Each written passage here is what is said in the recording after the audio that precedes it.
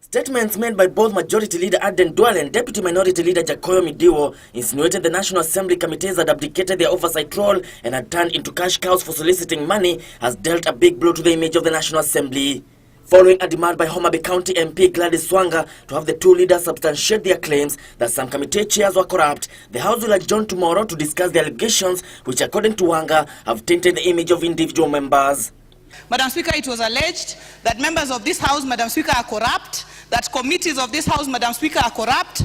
Madam Speaker, I'd like to say that if the Majority Leader and the Deputy Leader of Minority have evidence as to these corruption allegations that they made on national television, Madam Speaker, then they should substantiate, Madam Speaker, or be named, Madam Speaker.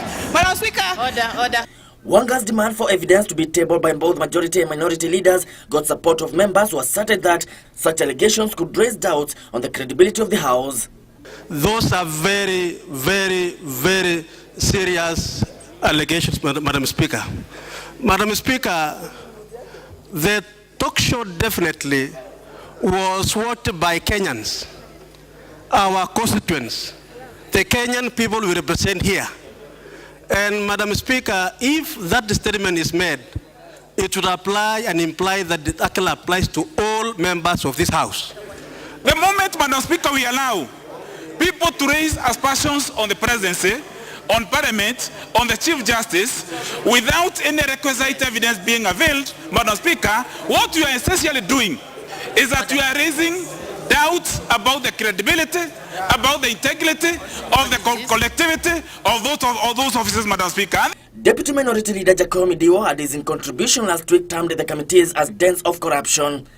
Meanwhile, a section of senators say the Cabinet Secretary for Interior, Joseph Olelenku, should be summoned by the House to respond to concerns of insecurity in the country, as well as the role of police in extrajudicial killings. Why don't we give the chance to the whole committee to summon all those people and give us a report? This matter be referred to the committee that will call the Cabinet Secretary and his officers to be properly interrogated on not only this matter, but matters that are similar being.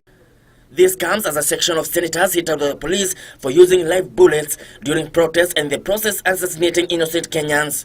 My people are very innocent, and I was very innocent, and I still tend to think the inspector was aiming the bullet at me. That OCS, Mr. Frederick Mokasa, must be removed from that police station. Kevin Washira, Channel One News.